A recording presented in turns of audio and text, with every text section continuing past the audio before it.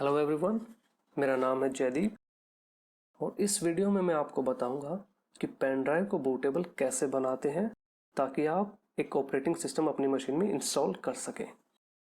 इस काम के लिए हमें 3 चीज़ों की ज़रूरत पड़ने वाली है। एक है पेन ड्राइव जिसको आप बूटेबल बनाना चाहेंगे, दूसरी होगी ISO इमेज जो कि आपके ऑपरेटिंग सिस्टम की होगी।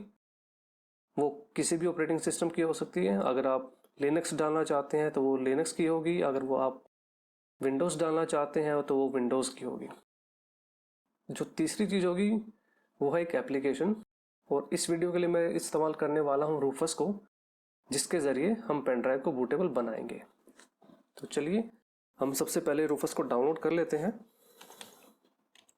हम गूगल में सर्च करते हैं रूफस को। ये देखिए पहला ही ऑप्शन है हमारे पास। यहाँ से मैं रूफस को डाउनलोड करने वाला हूँ।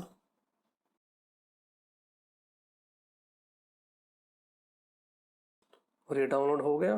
काफ़ी छोटा एप्लीकेशन है तो इसको हम ओपन कर लेते हैं। अब ये क्या कह रहा है, ये मुझसे पूछ रहा है अपडेट के बारे में। अरे नहीं भाई साहब, मुझे अपडेट नहीं चाहिए।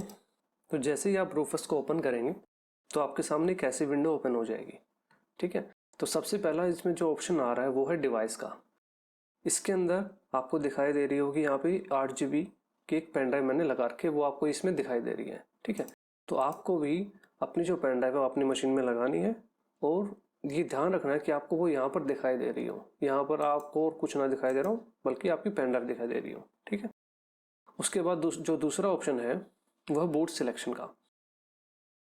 यहाँ पे हम जो रूफस एप्लीकेशन है इसे बताएंगे कि कौन सी इमेज हमें जो है इस पेन ड्राइव के अंदर डालनी है। तो हम उस इमेज को सिलेक्ट कर लेते हैं। मैं यहाँ पर विंडोज़ जो है इस ISO को सिलेक्ट कर रहा हूँ। ये मैंने माइक्रोसॉफ्ट की साइट से डाउनलोड की थी। तो अब हम इस पेन ड्राइव को विंडोज़ की बूटेबल बनाएंगे। अब जो तीसरा ऑप्शन यहाँ पे आपको दिखाई दे रहा है वो है एक पार्टीशन स्कीम का। ये ध्यान रखिएगा, अगर आपकी मशीन पुरानी है तो आप यहाँ पर GPT की बजाय MBR सिलेक्ट करें। ठीक है, लेकिन अगर आपकी मशीन नई है तो आप GPT सिलेक्ट कीजिएगा।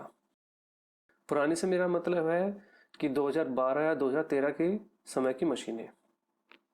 उसके बाद मैं जैसे यहाँ पर MBR सिलेक्ट कर रहा हूँ, उसके बाद आपको ध्यान रखना है यहाँ पर NTFS सिलेक्ट हो, अगर आप विंडोज़ की इमेज को बूटेबल बना रहे हैं तो। लेकिन अगर आप लिनक्स की बना रहे हैं तो यहाँ पर FAT32 होना चाहिए। ठीक है, उसके बाद हम स्टार्ट दबा देंगे।